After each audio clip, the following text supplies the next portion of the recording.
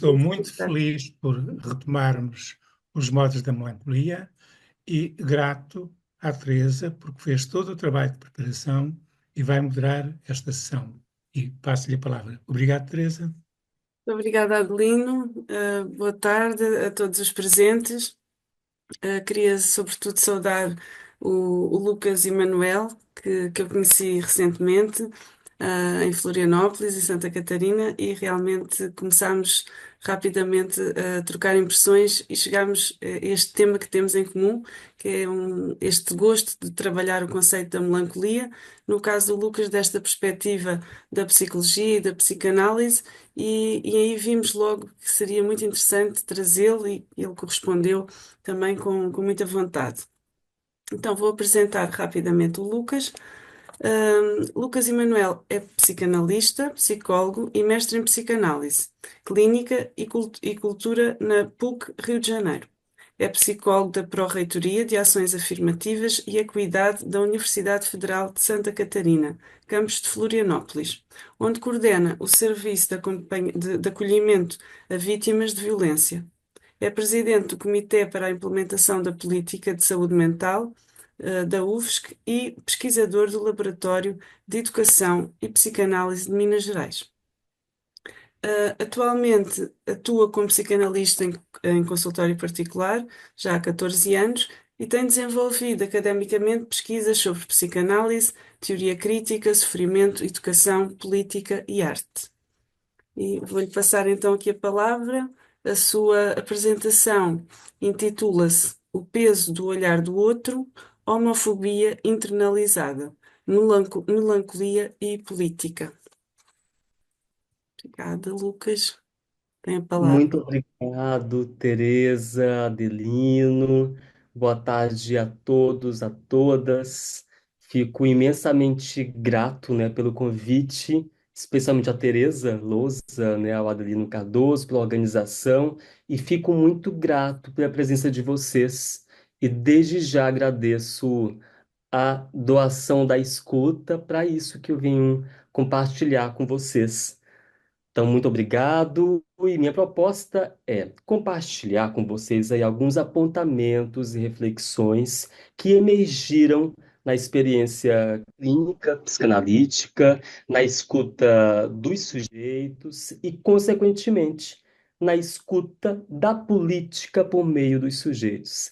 Então, eu destaco, né, portanto, que não há dicotomia entre sujeito e sociedade, e por isso eu evoco Walter Benjamin, que ele vai dizer o seguinte: quem apanha o singular apreende também o universal, sem percebê-lo ou só o percebendo depois. Né? E o assunto que eu abordarei, né, hoje será o que chamamos de homofobia internalizada, a qual não pode ser pensada, né, portanto, sem a política. E a clínica tem indicado que um dos efeitos dessa homofobia internalizada, desse ódio a si, é a melancolia. Então, nos relatos, né, dos analisandos homens gays, né, e esse é o recorte específico que eu faço, né, são enunciados aí uma série de significantes que eles escutaram e que fazem parte até hoje de uma memória traumática. Significantes como viado, gay, bicha, boiola, baitola, marica, fresco, endemoniado, afeminado, mulherzinha, aberração, doente. São alguns dos xingamentos que se põem como insultos, frequentemente cometidos no Brasil contra sujeitos homossexuais. Então, esses atos performatizam compulsoriamente o ódio contra os sujeitos que não correspondem à heterossexualidade, instituindo aí um lugar inferiorizado e desumanizado aos sujeitos homossexuais, como se estes fossem inexoravelmente diferentes. Então, esse ato se caracteriza como homofobia, que é uma injúria que estabelece o que não deve ser e existir, inscrevendo-se traumaticamente no corpo e na memória, né, desses sujeitos homossexuais. Então, mesmo com todos os movimentos sociais de luta como os feministas, os movimentos LGBTQIA+, com a despatologizações, né, formais da homossexualidade, da transexualidade, sabemos que a história ela não se faz de forma reta, né? No seu processo há contradições, há avanços, retrocessos e contínuos, de modo que na sociedade contemporânea a heterossexualidade continua sendo reproduzida como norma. No Brasil, e esse é o recorte fundamental que eu faço também, e de modo muito intenso ao longo do governo Bolsonaro, os sujeitos LGBTQIA+, foram um dos objetos de ódio, convertidos em inimigos, a serem excluídos, convertidos no que se refere à cura gay, né, como muitos falavam, ou também assassinados. Então, esse inimigo, como um bode expiatório, foi alvo para o ódio e ressentimento de uma massa conservadora, a qual também ganhou aí uma consistência interna e força por meio do ódio às vidas de sujeitos LGBTs. Então, a formulação da palavra homofobia é atribuída a Smith, né, que no seu texto Homofobia, a Tentative Personality Profile, de 71, ele buscou apreender os traços da personalidade homofóbica.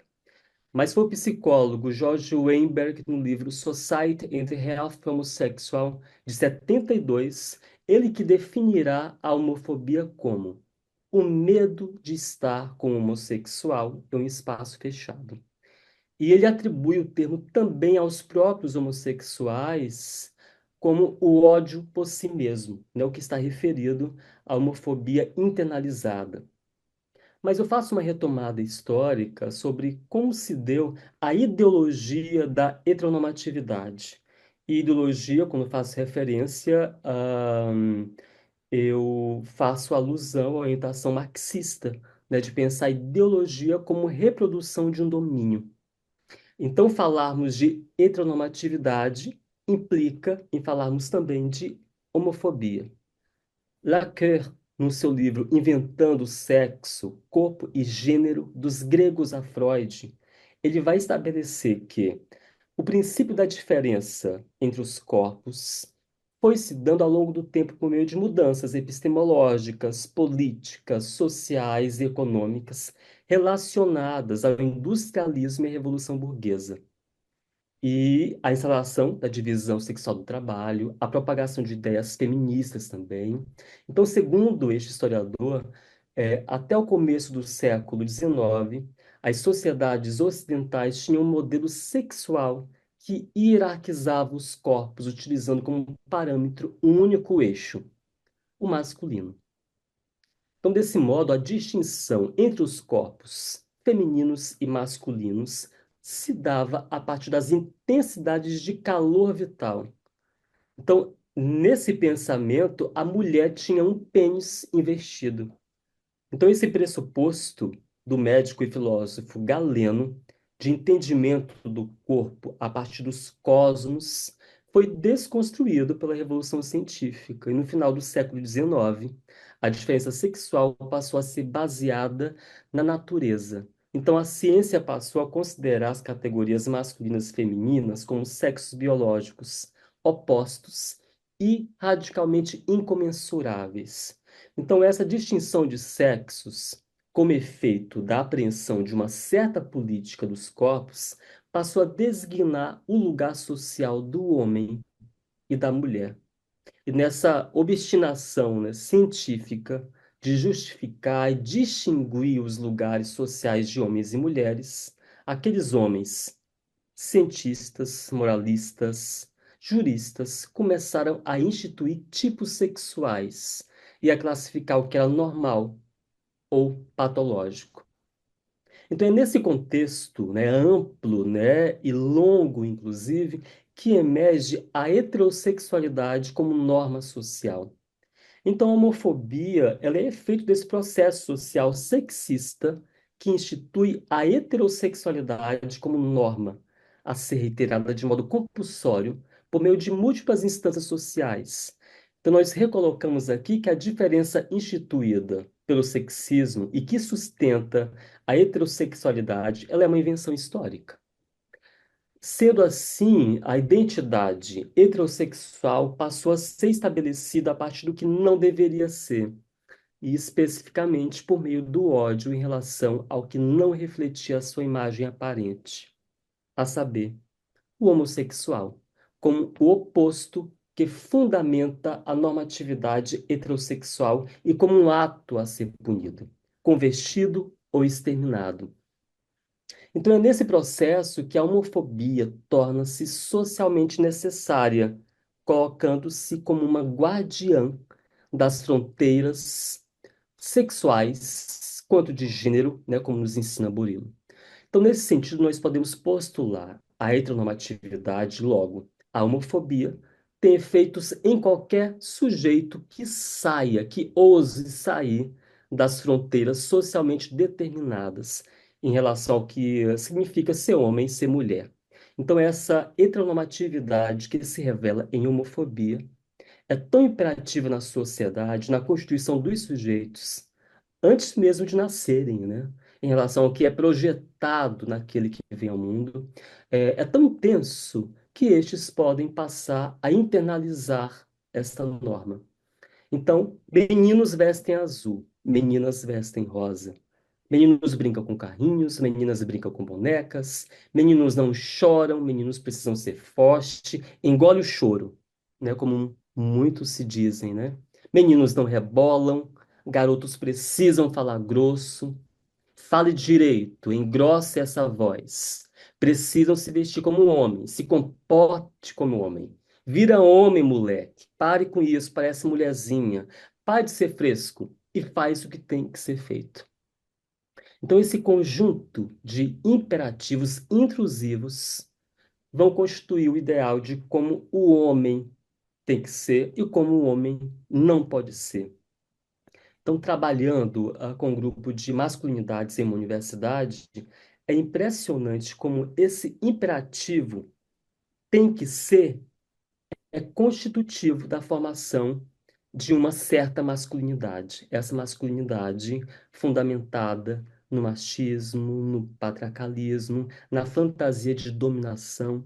Então, esse imperativo tem que ser, é tremendamente contínuo. Isso comparecia nos relatos desses homens nesse grupo, né, sobre masculinidades. Então, esse ideal do homem, né, no texto Narcisismo, de Freud, Freud vai nomear como um ideal do eu. Não o ideal de homem em si, mas o fato de ter um ideal, né, que é construído aí, politicamente e também subjetivamente. Nesse texto de Freud, de 1914, Freud vai dizer que as vozes comparecerão articuladas com a consciência moral, né, que é o que a filosofia e a religião já havia antecipado, né, com a expressão voz da consciência, para designar essa instância moral. Então, essa consciência atua a partir do ideal do eu, referido aí aos modelos para os quais o eu deve se encaminhar, como uma forma de assegurar o narcisismo e o seu lugar no olhar dos pais. Então, entra em questão o que os meus pais querem de mim, o que a sociedade quer de mim. Se o que os meus pais querem seria alcançar o eu ideal narcísico. Então, a partir desse processo, a consciência moral teria a função de observar continuamente o eu, tendo como medida aí o ideal do eu, elevando o nível de exigências do eu, além de se pôr como um poderoso fator para o recalque, como Freud vai indicar. Então, Freud vai conceber a consciência moral também como delírio de estar sendo observado na paranoia, né, a qual, né, nesse trabalho e o modo como eu concebo, a paranoia não se restringe às psicoses, mas ela pode se apresentar também na neurose, né, como fenômeno, né? Ou seja, estou pensando aqui o delírio de estar sendo observado muito mais como fenômeno, não ligado diretamente a uma estrutura psicótica. Então, nesse sentido, a não realização desse ideal de ser homem transforma-se em sentimento de culpa, o qual brota originalmente do temor da punição dos pais, ou mais precisamente do medo de perder o seu amor. E, além disso, do medo real das violações sociais na escola, na rua, na igreja, nos grupos de amigos. Então, escutando, sobretudo adolescentes e adultos, homens gays, esse medo é muito real, né? E além de se apresentar em casa, com a família, esse medo é frequente na escola, na universidade. Por exemplo, o ato de caminhar no corredor, de levantar a mão e fazer uma pergunta em sala de aula, de trabalhar em grupo, de apresentar um trabalho, pode ser tremendamente aversivos para esses sujeitos. Em que pese aqui também outros marcadores sociais constitutivos desses garotos, como a cor, a classe, gênero, região, que acabam se pondo aí como acréscimos, intensificando esse medo de revelar um traço reconhecido como feminino e ser insultado e violentado pelo outro. Então, certamente, né, que esse corpo também vai reagir a essa situação de perigo, né, levando aí a um aumento de hormônios, como cortisol e adrenalina, né, o que aumenta mais ainda a frequência cardíaca e respiratória. É importante também fazermos referência a isso, porque isso é muito real e muitíssimo relatado. Então, essas experiências tendem a ser inibitórias e acabam paralisando os sujeitos. Freud, ah, para a referência a um superior da cultura, que exige que os sujeitos alcancem o ideal, neste caso, ser homem e não ser homossexual. Lógico, não ser homem, um certo tipo de homem, né? Então, não alcançar esse ideal se põe como ameaça e faz com que a consciência moral puna o eu, além de também ser violado pelo outro homofóbico. Eu recoloco isso. Então, nós podemos dizer que o desejo, ele tem a força de um rio, né, o que se revela aí no desejo de desejar o que foi possível, né? Um homem desejar um outro homem, mas que ainda assim, e isso em alguns sujeitos, né, eu faço questão de destacar que é para um modo singular, como cada sujeito constrói o ideal do eu, né? Pois ainda que tenha o peso da cultura, o eu não é um mero reflexo do social, né? Então, pensando o desejo como um rio, o superior pode se pôr aí como uma represa a esse rio desejante, na medida em que o sujeito internaliza para si a heteronormatividade como um ideal a ser perseguido. Eu compartilho com vocês alguns relatos de homens que se encontram em um livro chamado Tentativas de Aniquilamento de Subjetividades LGBTs. É, né, um dos relatos. Eu sempre vivi em um meio muito machista, então eu achava que aquilo ali era errado. Eu vivi durante algum tempo achando que aquilo ali não era certo. Sempre procurava namorar com meninas. Sempre tentava, como diz o meu pai, ter jeito de homem. Um outro relato. Hoje compreendo que eu me conformei com a situação, né, fazendo referência à relação conjugal heterossexual. Ele diz: resolvi ir adiante, mantive até onde deu para manter. E aí vi o grande problema, que foi a busca na igreja para fortalecer as bases desse casamento falido. Então, a igreja surge nesse processo como uma espécie de, sei lá, uma garantia, através de uma cura ou através de um procedimento que eu seria uma pessoa que só teria interesse por mulheres. Mais um relato. Eu sinto ansiedade acima do normal. Eu sei que é resultado de todas as experiências ao longo da vida de tentar parecer uma coisa que eu não sou, ter medo. Essa sensação de medo de alguém me recriminar em casa, mais em casa do que na rua, na verdade. Você fica em uma situação de resguardo, inclusive quando você vai dormir, você fica pensando: será que de manhã, eu vou acordar e meus pais vão querer me expulsar de casa? Ou vão querer me bater? Ou fazer alguma coisa desse tipo só porque eu sou gay? Um último relato.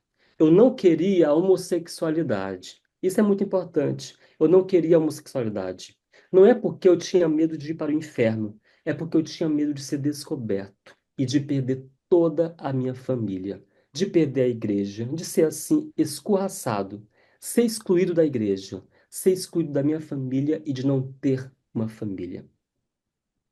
Então, esse super-eu, né, referido aí como um panóptico, como nos ensina Bentham, se põe como uma casa, né, de inspeção, né, onde o olhar do outro é onisciente, onipresente, onipotente.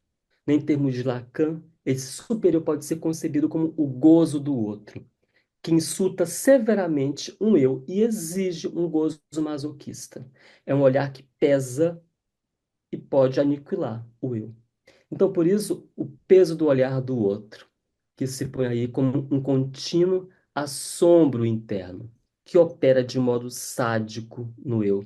E o eu, por sua vez, pode encontrar um gozo masoquista aí, o que pode conduzir à melancolia.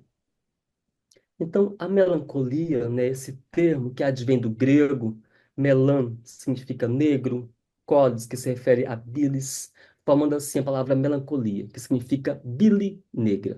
Então, desde Hipócrates, essa palavra é mencionada para fazer referência a um conjunto de manifestações, como falta de ânimo, de apetite, insônia, e ao longo da história, sobretudo no romantismo, a melancolia passou a ser um nome utilizado como um elogio à grande valorização artística da interioridade, da genialidade, do isolamento, do individualismo e da visão de mundo penetrante do melancólico.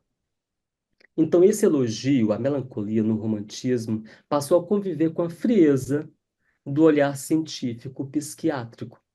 Então, Filipe Pinel e Esquirol, eles se empenharam em categorizar a melancolia como um quadro psiquiátrico. Mas foi Kraepelin, nos últimos anos do século XIX, que isso vai se estabelecer. Né? É esse, né, que vai fazer a reunião da mania à melancolia, né, o que foi base para o que nomeou de psicose maníaco-depressiva. Então, a partir disso, a teoria psiquiátrica passou a valorizar o aspecto econômico do humor melancólico. Então, o termo depressão deu cientificidade com parâmetro quantitativo, referido aí a uma diminuição brusca da atividade psíquica, sobretudo na segunda metade do século passado, com o desenvolvimento e a massificação do uso dos psicofármacos. Então, destaco que o termo depressão foi importado dos estudos econômicos, referidos aí à diminuição ou paralisação de produção e do crescimento econômico. Mas a melancolia, para a psicanálise, está muito para além de uma alteração do humor ou de uma depressão verificável no nível do organismo, nas sensações. Então, tem um texto incontornável de Freud, que é Luto e Melancolia, que Freud vai descrever a melancolia do seguinte modo: a melancolia se caracteriza por um desânimo profundamente doloroso, uma suspensão do interesse pelo mundo externo, perda da capacidade de amar, inibição de toda atividade e um rebaixamento do sentimento de autoestima, que se expressa em autorrecriminações, em autoinsultos, chegando até a expectativa delirante da punição. Nessa conceituação freudiana, em 1923, logo depois, né, alguns anos depois, Freud fará menção à experiência melancólica em que o superior fica excessivamente intenso e se dirige com uma violência impiedosa contra o eu, como se tivesse se apossado de todo o sadismo que lhe era disponível. Desse modo, né, esse supereu, ele opera como uma destrutividade sádica, né, que por sua vez dirige contra o eu. Então é nesse sentido que Freud apontará que no supereu existe uma cultura da pulsão de morte. Então, o sujeito homossexual submetido ao supereu mortífero, o que é intensificado pela heteronormatividade, se poria de modo semelhante aos protistas, é o termo de Freud, né, que são destruídos pelos produtos dos seus próprios processos internos de decomposição orgânica, né? Ou ainda, cito Freud, um material tóxico de decomposição orgânica. que seria equivalente à moral do superior. Logicamente que o orgânico que Freud faz referência aqui é como metáfora para dizer de um processo de contínua mortificação de si. E Judith Butler, na sua mais conhecida obra Problemas de Gênero, Feminismo e Subversão da Identidade, ela fará referência à melancolia de gênero, né? Ou seja, Butler vai partir do pressuposto que a assunção de um gênero ou de outro se dá na medida em que se nega uma outra possibilidade. Então, dessa forma, assumir um gênero equivale a perder um outro objeto de amor. Então, na concepção de Butler, a orientação erótica do menino para a mãe implicaria em perder a orientação erótica para o pai. Por outro lado, a orientação da menina para o pai implicaria em perder a orientação erótica para a mãe. Então, Butler aponta que toda a construção da identidade implica em uma perda, que tem um efeito melancólico. Então, na sua compreensão, mesmo reconhecendo na psicanálise o que Freud indicou como perversão polimorfa, como bissexualidade constitutiva de todos nós, que nos torna pura possibilidade para os laços com os outros, Butler vai destacar, eu cito Butler. O que me interessa mais, no entanto, é desarticular o processo edípico da tese da heterossexualidade primária e universal. Então, para Butler, a gramática edipiana é heteronormativa. E frente a isso, né, precisamos fazer aí uma devida pontuação. É irrevogável, né, o reconhecimento que, ao longo da história, por meio de algumas instituições psicanalíticas, em alguns países, o Édipo, que é complexo e que é trágico, né, tanto é que Freud vai a Sófocles, a tragédia de Sófocles, esse Édipo foi apreendido de modo ideológico, né, a partir de uma ideologia burguesa, né, que reafirma aí uma heteronormatividade. Ahn, mas essa apreensão de Butler, né, fazendo, né, esse reconhecimento também, né, ao longo da história sobre o Édipo, mas essa apreensão de Butler não corresponde à radicalidade da psicanálise. Pois estruturalmente, é importante destacar isso, há uma impossibilidade do encontro pleno entre sujeito e objeto, pulsão e objeto, até porque não há objeto algum que venha tamponar a falta estrutural que existe no coração da subjetividade. Então não existe objeto algum. Portanto, ele nunca foi perdido. Né? O que coloca como perdido é a fantasia de que em algum momento encontrei um objeto satisfatório e pleno. Né? E que, portanto, em algum momento hei de encontrar esse objeto que foi perdido. Isso movimenta o desejo. E a melancolia pode ser concebida justamente como um ressentimento pela perda desse objeto que nunca existiu. Então, desse modo, mais que um objeto perdido, é se defrontar com o fato de que não há objeto algum que venha tamponar a falta do sujeito. Mas voltemos a Butler. Ela vai dizer: a identificação de gênero é uma forma de melancolia na qual o sujeito do objeto proibido é internalizado como uma proibição. E a partir disso eu faço dois apontamentos. Um deles, né, a identidade de gênero, portanto, nessa apreensão de Butler, ela é frágil. Ela não se sustenta de um modo consistente ou unívoco, né? Pelo próprio fato de haver uma melancolia pelo objeto perdido, né? Aponta, né, o quão que essa identidade ela é frágil, ela é instável. E um outro apontamento também é que o domínio heteronormativo para essa constituição de uma identidade de gênero tem um efeito melancolizador. O domínio tem um efeito melancolizador. Então, visto que esse domínio, além de produzir melancolia, ele torna também a melancolia socialmente necessária para a reprodução do próprio domínio. Ou seja, para o poder se instalar, é fundamental que os corpos estejam melancolizados. Então, em relação a esse domínio da heteronormatividade, eu destaco alguns dados, né? Até hoje, 64 países criminalizam relações sexuais de pessoas do mesmo sexo. Né? O Brasil, por exemplo, continua sendo o país que mais mata sujeitos LGBTQIA+. O Brasil também, nos últimos 14 anos, tem sido marcado por um conjunto de embates em torno de sexualidades e dos gêneros. Em 2010, a partir de 2010, por exemplo, se começou a fazer fake news em torno de um kit gay, né, de uma política que pudesse influenciar a orientação sexual das pessoas. Se deu também nesse processo aí projetos de lei, né, que defendiam um tratamento para o transtorno de orientação sexual, o que se chama popularmente de cura gay. Um outro ponto também é o discurso de Deus, pátria e família, criado pelo fascismo italiano e utilizado no integralismo no Brasil, tem sido reafirmado no Brasil, né, continuamente até hoje, como um modo aí de abjetar os sujeitos LGBTQIA+. E uma outra defesa também é em relação às escolas sem partido e a chamada ideologia de gênero, justamente como um modo de excluir discussões críticas da sociedade, bem como do gênero.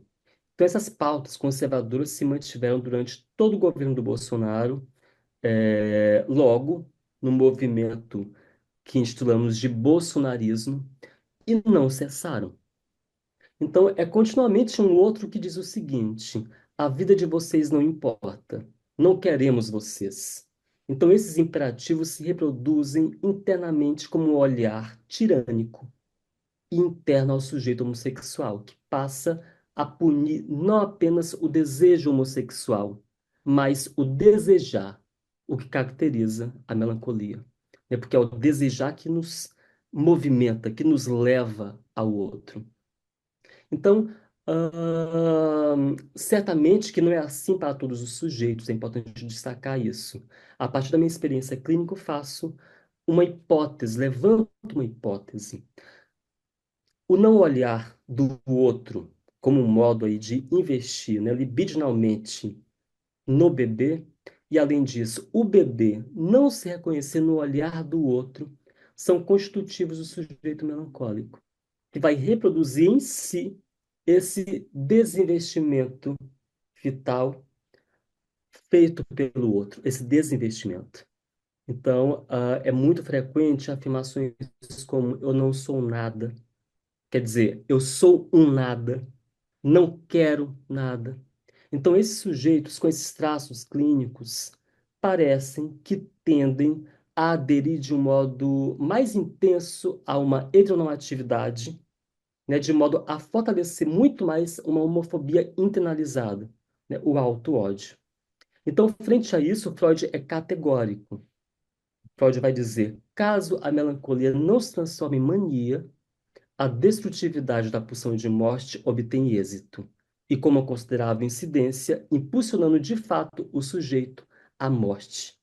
Então, de acordo com a revista americana Pediatrics, né, o risco de suicídio é 21,5% maior quando LGBTs convivem em ambientes hostis à sua orientação sexual ou identidade de gênero. Mas certamente que o desejo sempre encontra saídas, né? E ainda bem.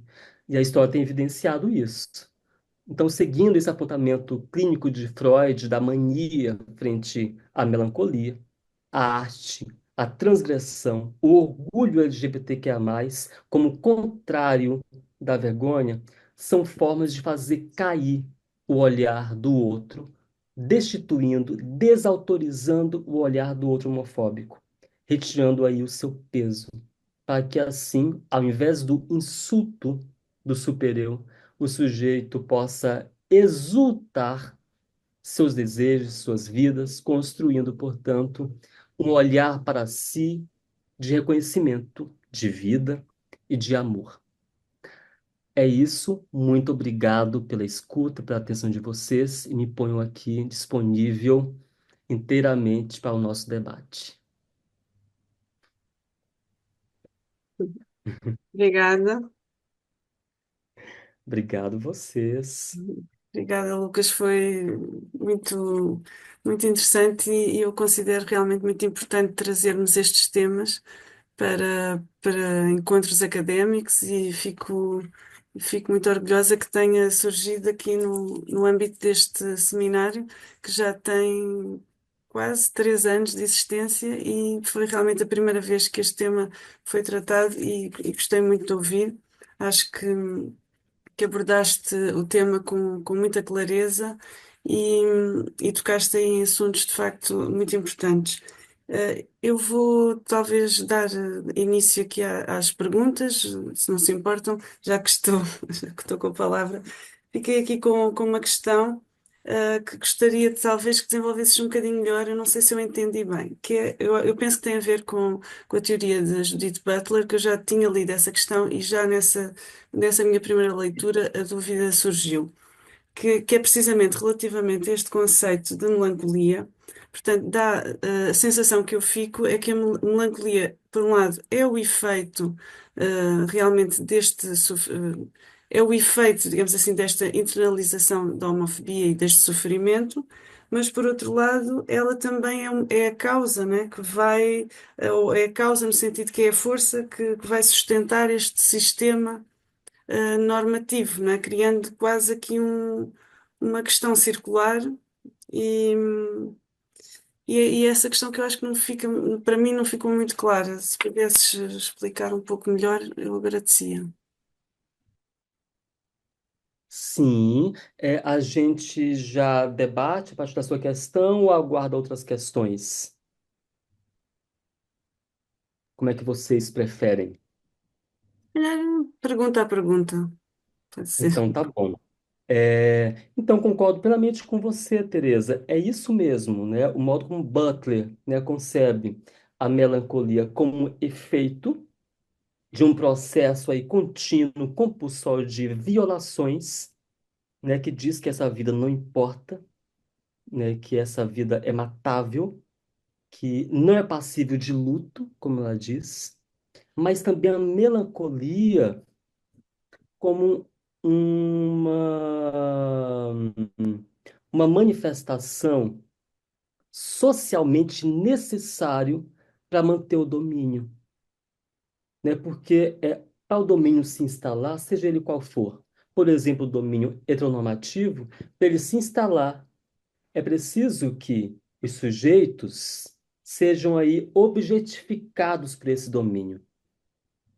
Se faz necessário que esses corpos sejam mesmo paralisados, melancolizados, de modo a fazer com que esse domínio continue se pondo como tal, intensificando mais ainda, né? O que cria mesmo um movimento circular, mortífero, né? Que além de reafirmar, além de sustentar o domínio, também a melancolia, né? E isso, né, a partir da apreensão de Butler. Então, é mesmo como você disse, né? É a melancolia tanto como efeito, mas também como um motor, como uma força que mantém os domínios. É nesse sentido que a mania, né, Freud já apontou, né, isso, e Butler vai destacar a mania, e lógico, né, a mania para além de um quadro psiquiátrico, tá? Mas a mania como um modo de expansão de si, expansão das subjetividades, do se colocar, do fazer frente ao outro, é tão importante, né? Porque é um modo aí de fazer frente ao domínio do outro, mas também à melancolia. Era esse ponto, Teresa, ou você teria uma outra questão para além disso? Ah, não, era exatamente essa questão, ou seja, essa mania acaba por ser quase uma força, não é, de expressão para sair dessa passividade também, e isso aplica-se realmente tanto no caso de homossexuais como no caso de mulheres apagadas pelo patriarcado. Portanto, achei interessante e percebi melhor agora com a tua explicação. E Obrigada. interessante, Imagine, muito obrigado você. Interessante isso, né? E os teóricos da escola de Frankfurt, do Adorno e Max Horkheimer, não em termos de melancolia, mas eles vão pensar a sociedade, as subjetividades e a ideologia como uma manifestação, né, social e de domínio, mas que para se sustentar se faz necessário que tenham aí subjetividades que possam aderir à Uhum, ideologia. Para dizer aí, mais uma vez, que não há dicotomia, né? Os sujeitos eles não são receptáculos passivos do que lhe acontecem. Né? O que nos indica aí também, inclusive, um modo de transgressão, de fazer frente, né, a- ao que é imposto.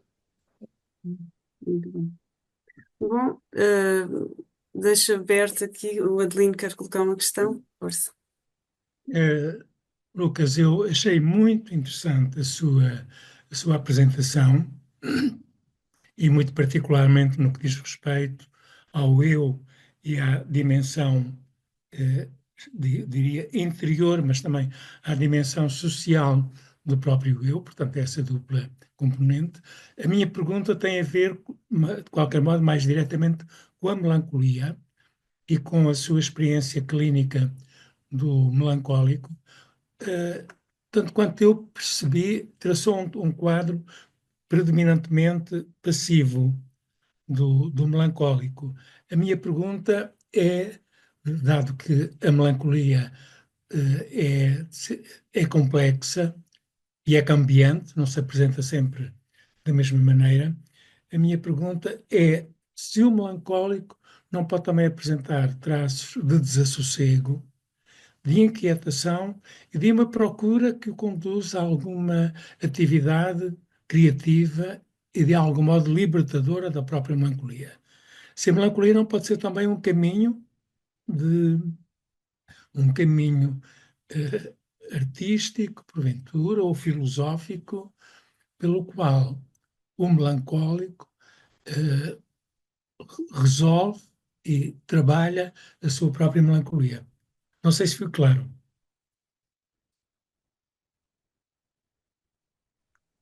Sim, muito obrigado, Adelino. Interessantíssima a sua questão, que diz aí que, de fato, né, a melancolia e a experiência dela é múltipla e tremendamente sofisticada, né? O modo como cada sujeito, a sua singularidade, vai experimentar a melancolia. É interessante o que você diz, porque na melancolia, a vida é real demais. É como se o melancólico estivesse aí frente a frente, de modo aí radical, com a tragédia da vida. Né? Tanto é que Freud vai apontar que na melancolia existe uma certa ode, um certo elogio à castração, que é, né, a castração da psicanálise é algo irrevogável da vida, né, que diz respeito aí justamente ao fato, por exemplo, de que não há um objeto que venha tamponar essa falta estrutural de todos nós. Então, nesse sentido, à medida que o sujeito melancólico se depara com essa vida tal como ela é, a vida como ela é, como diria Nelson Rodrigues, o melancólico teria também aí uma série de possibilidades de cavar nesse buraco melancólico intervalos, brechas, fazer janelas para que outras vias de se colocar na vida eh, possam se fazer. Né? Então, nesse sentido, concordo muitíssimo com você, a questão que você faz, e eu recoloco, né, concordando, que a experiência melancólica também, logicamente, dependendo do modo como os sujeitos vão se conduzir nessa experiência. Ela pode também se colocar aí como aberturas, como invenção de outras formas de viver. Mas depende também do modo, né? Porque como, né, eu coloquei no meu trabalho e também a partir das experiências clínicas e de pesquisas inúmeras, pode tender sim ao suicídio, né? Como efeito de uma contínua mortificação de si. Então, né, historicamente a gente sabe, né, que há aí um certo elogio à melancolia no romantismo, no período romântico, da história.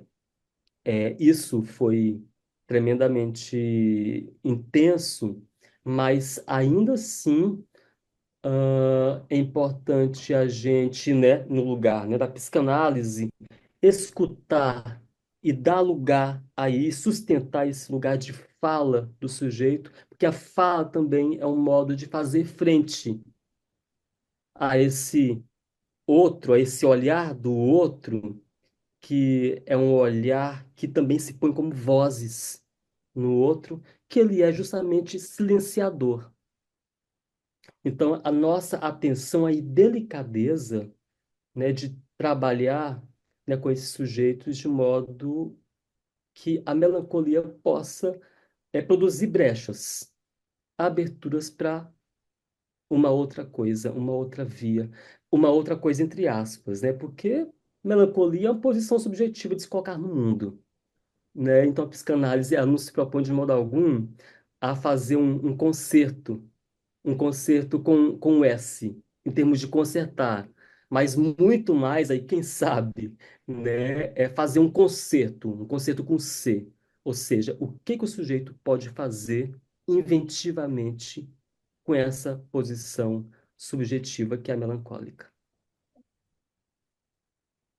Obrigado, Cris.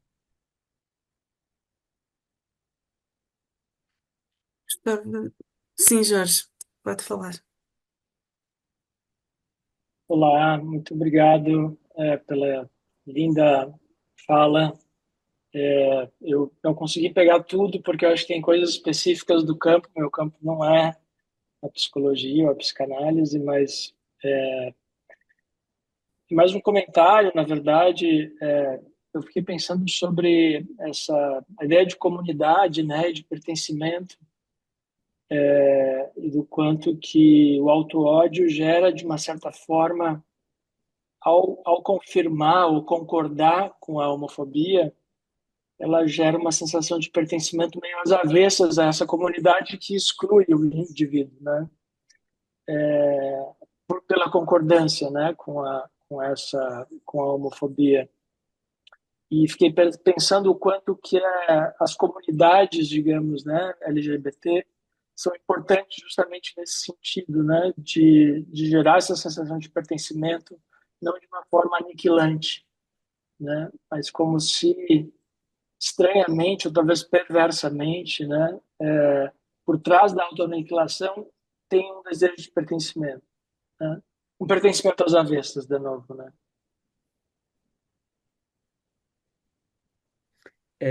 Jorge, você pode repetir essa última frase? Por trás da aniquilação, o Isso, pertencimento. O quê? um pertencimento às avessas, né? Eu acho que, não sei se quer dizer, você confirma, né, uma sociedade, você concorda com essa sociedade que te aniquila, e nesse sentido também pertence a ela, né? E o pertencimento é às avessas porque ao mesmo tempo você está sendo excluído dela, né, ao se aniquilar.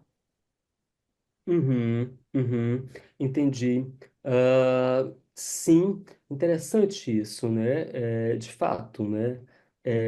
Reafirma o pertencimento, mas também pode, né, conduzir os sujeitos a encontrar outros pertencimentos para fazer frente a esse movimento aniquilante, né? E de fato, as comunidades LGBTs são fundamentais para isso, fundamentais, como um modo também de se colocar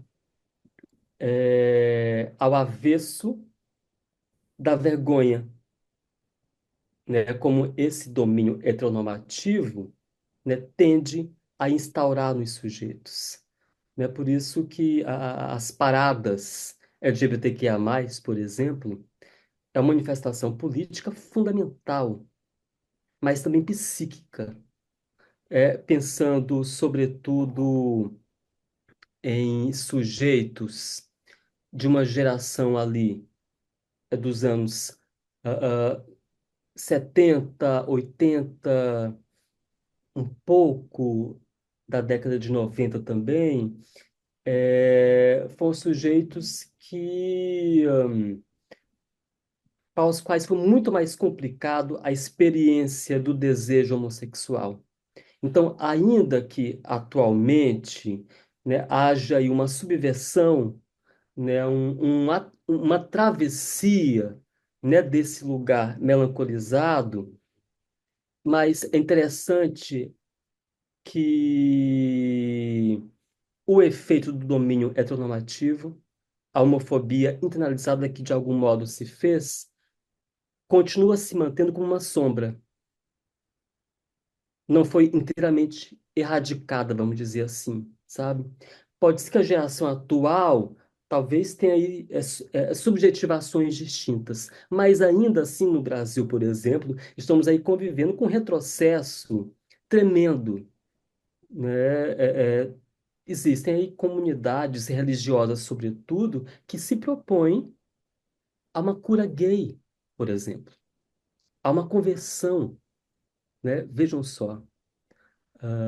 Então, temos aí uma série de contradições, temos aí muitas informações, muita luta feita, manifestações diversas, né, em termos das vidas LGBTQIA+, mas isso convive também com uma violência contínua.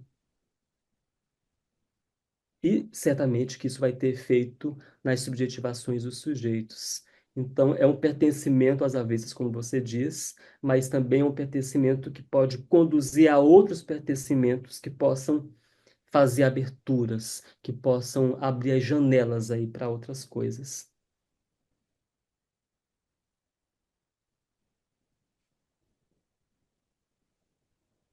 Queria, queria convidar os restantes participantes, se alguém quiser perguntar alguma coisa ou fazer um comentário. Eu, eu posso. Felipe, fala. Bom, obrigado, Lucas. Eu falo de um lugar completamente diferente, sou historiador, então estou aqui também como ouvinte, aprendendo muito. Enquanto o Lucas falava, eu fiquei pensando no conceito da necropolítica do Achille Mbembe, né? Enfim, em algum momento me parecia que esse conceito também pode ser mobilizado para pensar um pouco como é que você decide quem vive, quem não vive, ou como vive quem vive, né? Queria que você falasse um pouco, enfim, sobre essas ideias e queria que você retomasse também, de alguma forma, a importância da gente trazer uma análise de intersecção, né? Então, pensando este homem negro, este homem indígena, ou seja, esse homem dentro das suas classes sociais e quanto isso atinge mais ou menos e o quanto a masculinidade também é transpassada por essas questões de ser um homem negro, ser um homem branco, ser um homem indígena, enfim, queria que você falasse um pouco mais sobre isso. Muito obrigado. Ótimo, muito obrigado, Felipe, pela questão que me é muito cara. No trabalho eu mencionei os marcadores sociais, que são acréscimos, né, a essa violação e que pesam, né, na experiência dos sujeitos que chegam, né, a internalizar essa homofobia. Então, de fato, é impossível nós pensarmos a homofobia, essa violação, sem pensarmos aí no conjunto de elementos constitutivos desses sujeitos, né? Uma experiência é um sujeito branco de uma classe média alta brasileira que não tem tantos traços afeminados, como dizem, né? É um sujeito aí que tem um lugar social e é olhado de um modo muito distinto. Por exemplo, de um sujeito homossexual, preto, com condições socioeconômicas desfavoráveis e afeminado, né? Vai ter um olhar a esse sujeito que vai pesar em termos de recriminações, né? E esse sujeito constituído ao longo do tempo, né, com esses marcadores que são violadores, esses marcadores que marcam dores, é muito possível, e a clínica testemunha isso de um modo muito vigoroso, é muito possível que os sujeitos também internalizem esses outros domínios, né? Então, dessa forma, isso deixa os sujeitos muito mais suscetíveis, né, a uma melancolia, não com possibilidade de aberturas, mas como aí uma contínua mortificação de si, né? Portanto, isso, né, tudo isso que eu fiz referência.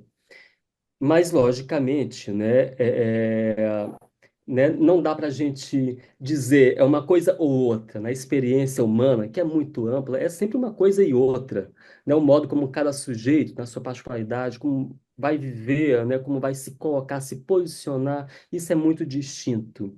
Né? Do mesmo modo, né, pegando aí a colocação do Jorge, né? Isso também pode aí movimentar os sujeitos a buscar formas de subversões junto com os outros, em um movimento maníaco, vamos dizer aí, né? De se colocar, de expansão subjetiva. E, de fato, né, o conceito de necropolítica é primoroso, né? É uma necropolítica, né, que institui aí quais são as vidas vivíveis, quais são as vidas matáveis, né? Quais são as vidas passíveis de luto, portanto, as vidas amadas, quais vidas não são passíveis de lutos, porque não foram amadas. É um conceito primoroso, de fato, né? Que nos ajuda muito, Felipe, a pensar, né, o modo como isso se dá aí nessa dialética clínica, política, sujeito, coletividade, né? Concordo tremendamente com você e faz todo sentido.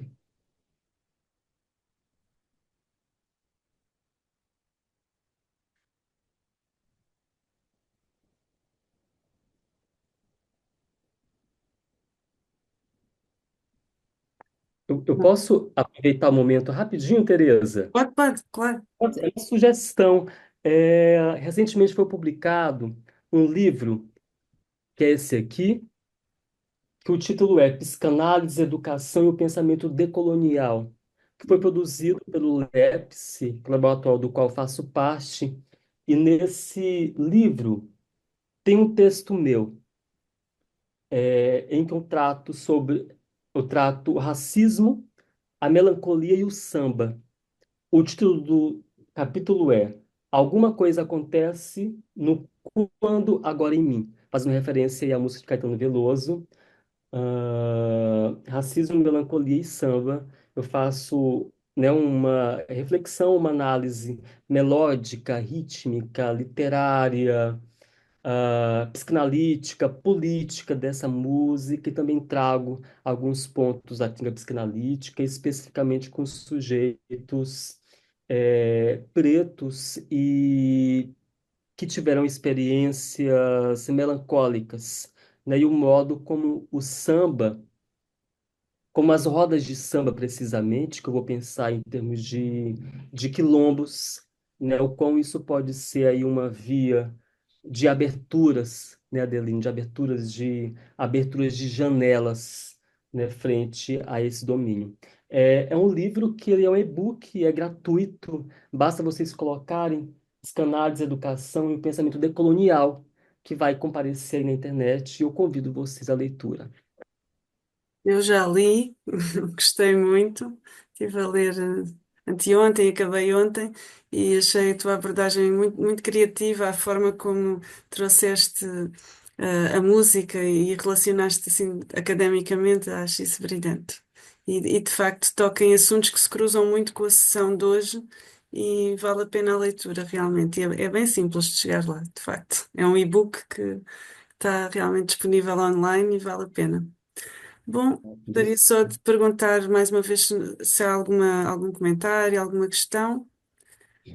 Se não houver, eu penso que chegou o momento de fecharmos aqui a nossa sessão com um agradecimento muito especial ao Lucas por esta grande participação que nos trouxe aqui um tema tão importante para ser trabalhado e refletido, sobretudo. E, e agradecer também a todos os que estiveram aqui a ouvir-nos. E, e é isto. Muito obrigada e boa tarde a todos. Muito obrigado, Tereza, Adelina, a todos que estiveram aqui, pela participação, pela atenção, pelos compartilhamentos, pontuações, e fico disponível para outros momentos. Eu posso colocar aqui no chat o meu e-mail, caso vocês tenham alguma dúvida, alguma pontuação, alguma provocação, fiquem Uhum. muito à vontade, vou adorar, né, a continuidade em outros momentos da discussão. Tá bom, pessoal? Muito obrigado. Eu gostei muito também, gostei da sua apresentação e gostei da partilha que fez desse artigo sobre samba. Muito obrigado. Agradeço a vocês, gente. Tchau, tchau. Então Tchau, vá, tchau. tchau, uma boa tarde a todos, com licença. Tchau, boa tarde, até. Tchau, tchau.